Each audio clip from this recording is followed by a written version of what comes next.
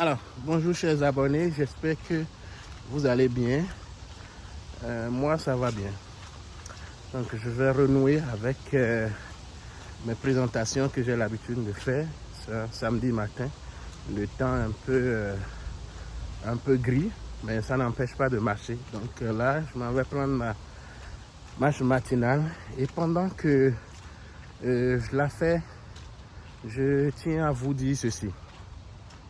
Il est de notre devoir de vous présenter toutes les facettes de l'immigration au Canada. Sinon, c'est malhonnête et c'est injuste. Parce que nous vous accompagnons à différents niveaux dans votre projet d'immigration. Pour ceux et celles qui sont dans ce projet. Et on vous présente le Canada comme un très bon pays, évidemment, au niveau économique, au niveau de l'éducation, au niveau de la santé. C'est un système de santé robuste, un système éducatif de qualité. Aussi un pays où on trouve toujours à faire quand on a envie de faire, quand on a envie de travailler. Ça peut pas être dans votre domaine. Mais il est aussi de notre devoir de vous parler de ces défis qui vous attendent en arrivant ici au Canada. Et je sais qu'il y a beaucoup de personnes qui cherchent les moyens, les méthodes d'y parvenir, juste d'avoir le visa, d'être là, de se débrouiller, de s'organiser. Et comme je le dis toujours, avoir le visa, ce n'est pas suffisant. Non. Je prends le cas d'un étudiant. Concrétiser un projet d'études, je vais vous dire, 80% commence à partir du moment où vous obtenez le visa. C'est ça. Parce que le gros lot, c'est ici. C'est vrai qu'il y a des mesures qui vous permettent aujourd'hui de faire vos études plus facilement ici, surtout au niveau financier, parce que vous pouvez travailler sans limite. Donc, si vous avez la force, vous avez la capacité, vous pouvez travailler à temps plein et étudier à temps plein aussi. Mais ce n'est pas tout le monde qui est capable. Il y a plusieurs personnes qui ont dans l'idée qu'une fois arrivé, c'est terminé. Même si je viens avec un visa étudiant, je peux faire de n'importe quoi. Je viens avec un visa travailleur, je peux faire de n'importe quoi. Je peux débrancher, je peux laisser tomber, je peux aller faire ce que je veux.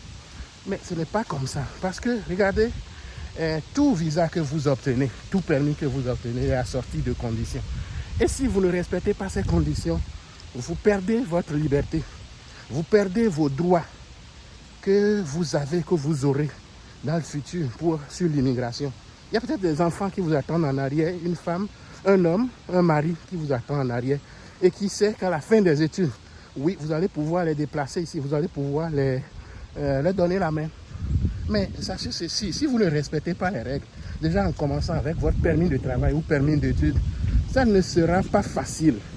Je ne dis pas impossible, mais ça ne sera pas facile. Vous êtes mieux de bien calculer vos choses et voir si vous êtes capable de poursuivre vraiment les études ici avant de vous lancer, ou bien si vous êtes capable vraiment de tenir le coup, de rester dans un contrat de travail uniquement, subvenir à vos besoins, de résister au climat, la culture, la température, les intempéries, tout. Et si vous n'êtes pas capable, ça peut devenir très rapidement difficile. Parce que aussi simple que cela puisse paraître à première vue, n'est pas aussi simple dans la réalité. Donc, c'est ça. Ce thème, je vais continuer à le développer parce que j'ai remarqué beaucoup de choses, même au niveau des personnes que nous voyons passer et que nous voyons venir ici au Canada, et ce n'est pas toujours évident. Donc, moi, je viens déjà rapidement, et comme je l'ai dit, je vais toujours dire la vérité et toute la vérité concernant l'immigration au Canada, dont tout le monde crie, que tout le monde crie sur tous les toits. Sachez ceci, oui, c'est bon, c'est une bonne chose, mais il y a des défis que vous devez être prêt à relever si vous voulez vraiment bénéficier des avantages liés à l'immigration dans un pays capitaliste, dans un pays développé comme le Canada. Donc, ça sera tout pour cette présentation. Je commence à manquer de souffle. Puis, je vous reviens très bientôt. Merci et bonne journée, Mathieu.